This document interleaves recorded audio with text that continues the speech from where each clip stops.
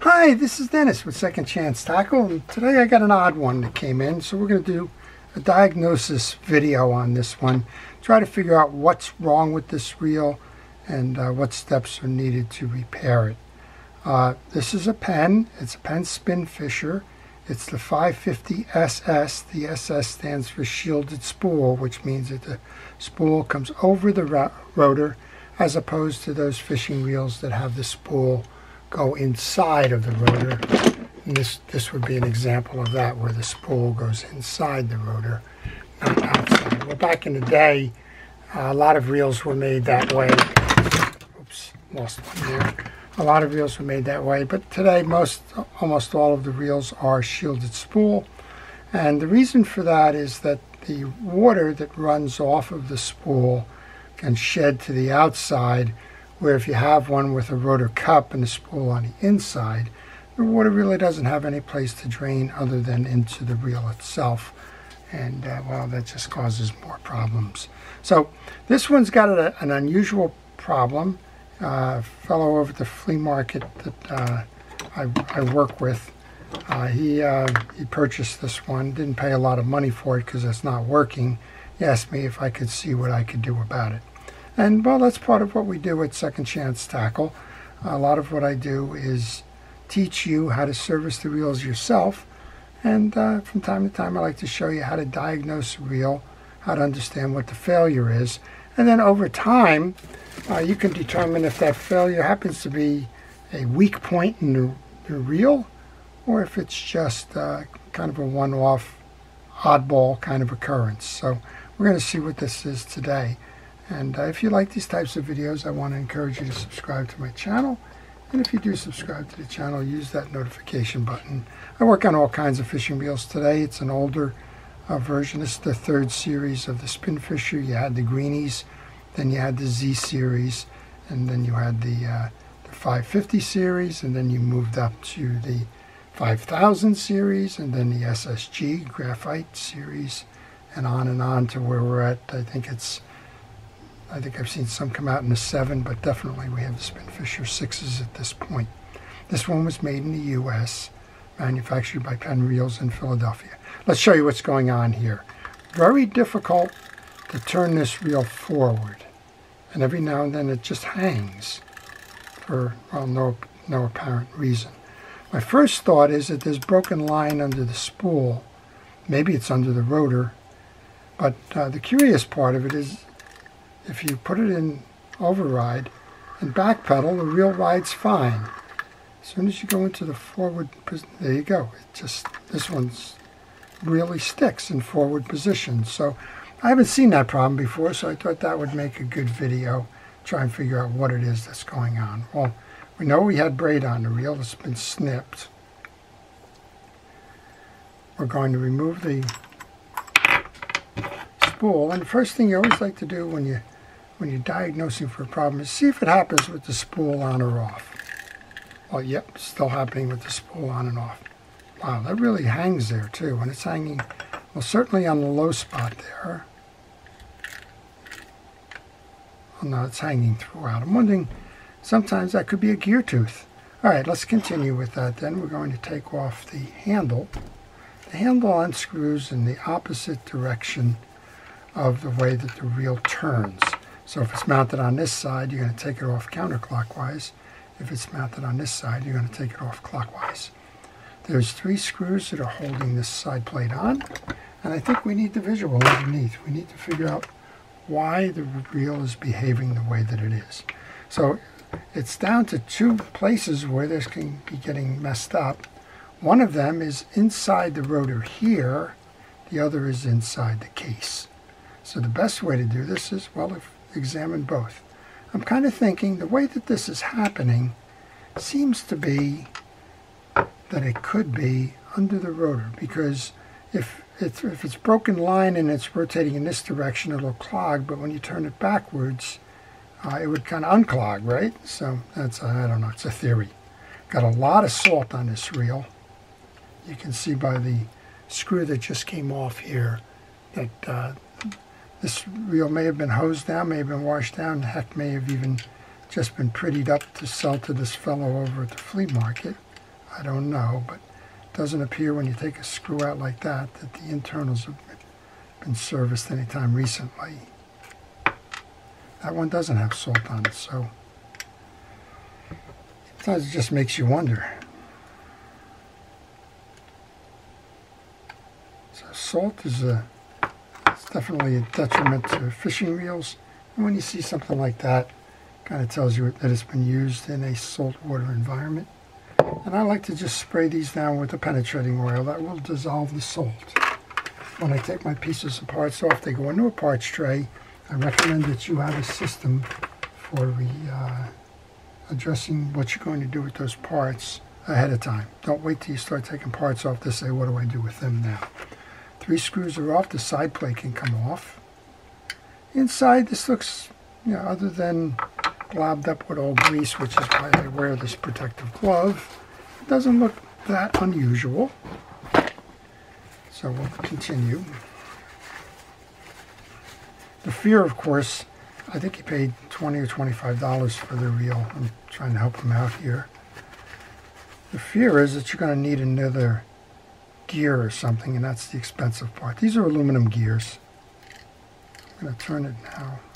I want to follow the complete trail. Now it's not hiccuping when I'm going to the turning this by hand, but it certainly was doing that when we were trying to move this away with the handle.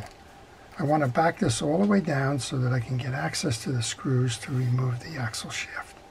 Now if you're servicing this reel, you're pretty much going to do the same thing as I'm doing here. You're going to take all the pieces and parts off. You're going to examine those pieces and parts, make sure that they're all up to snuff, if you will, and replace any of those that may be broken.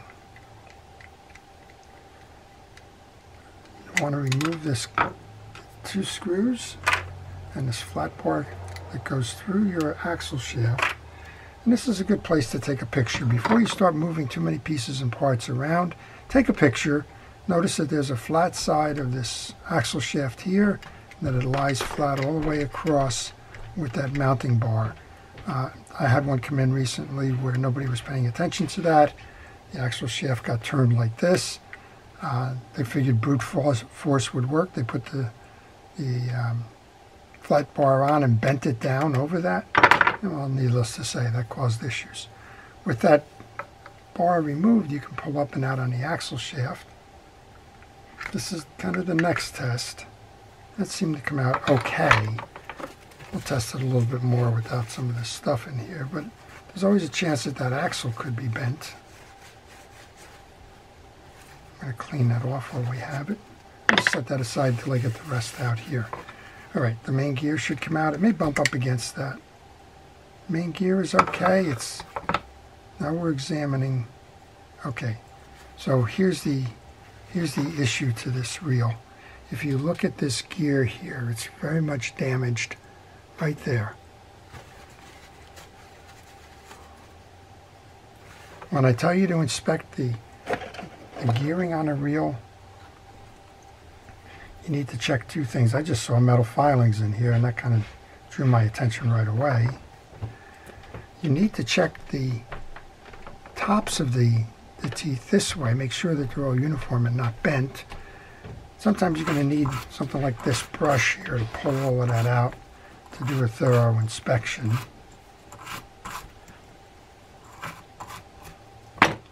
So check it that way, and for the most part the teeth are aligned, but then check it this way, and you'll start to see that the gear is warped. You're going to see nice tight teeth here, and then you're going to see broken crowns here. So even though the gear is tracking, it's not tracking well. So this gear needs to be replaced. Well, the other thing that I recommend that you replace when you do this is to replace the pinion gear as well. Now sometimes these gears aren't available to age. Sometimes they're very expensive and maybe you're going to try and get around without it. But as a general rule, if you've got a broken main gear, try to replace the pinion gear as well. I want to remove the rotor because, well, I still don't know if I got broken line underneath this or not. And I want to check the whole thing before I go ordering any parts. As I mentioned, you just don't know, and when you don't know, go do a thorough inspection. Don't stop at, there it is, and then find out that you ordered the parts and then it doesn't mesh properly with the pinion gear or something else. We can remove the rotor now. This one's being a little stubborn. There we go. All right, we're out. There's a little keyway in there. Make sure you note where that belongs. It's going to go off to the side for a moment.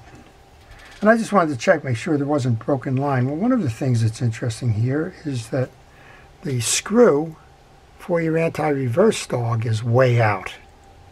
So I don't know what caused that. That's always unusual. This is a forked anti-reverse dog, and this reel would be trash if that anti-reverse didn't work, because that dog is no longer available. So we want to, before we go ordering gears, we want to see if my buddy bought anything more than a parts reel. This has got a shoulder to it. You need to center the shoulder. That's unusual to me.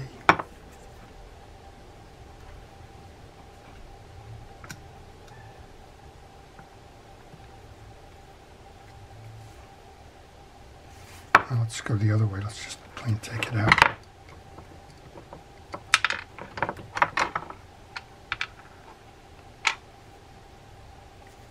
I wanted to make sure that the screw was going to fully seat.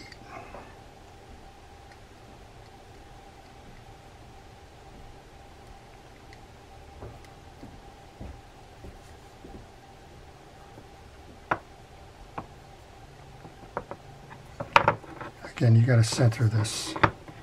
Just kind of playing around with it at the moment. There you go. That's the easiest way to do it, is just plain pull up on the assembly.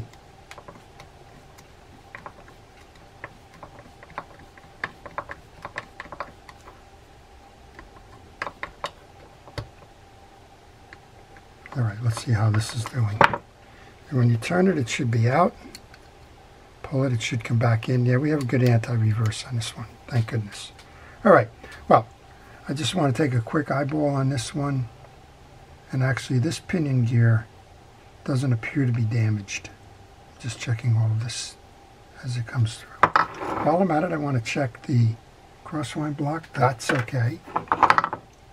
And remember what I was saying about checking one more time on the axle shaft to see if that's bent. The best way to check the axle shaft is put it through your pinion gear and make sure that it slides nice and easy, which is what it's doing here. If you felt any resistance at all in this, then you need to get a new axle shaft because it would be bent. In this case, this is sliding the way it should.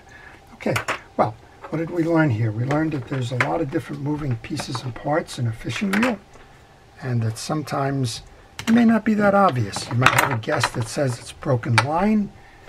You might have a guess that you know, it's something inside the rotor.